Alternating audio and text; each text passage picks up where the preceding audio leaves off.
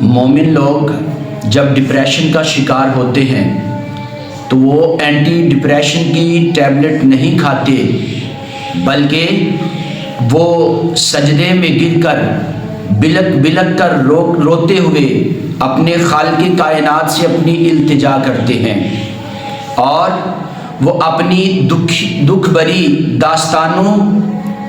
اور شکایتوں کو لوگوں کے سامنے پیش نہیں کرتے، بلکہ خالق کائنات کی بارگاہ میں التجا کرتے ہیں، روتے ہیں، اور پھر اس کے بعد پرسکون ہو جاتے ہیں، کیونکہ قرآن کہتا ہے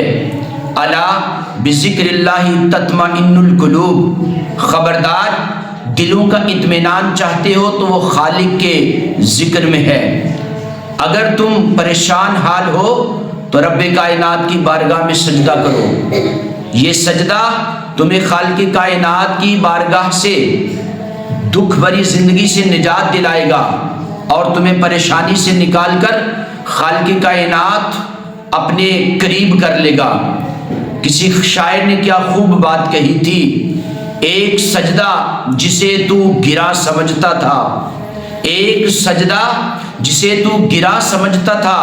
ہزار سجدوں سے دیتا ہے آدمی کو نجات۔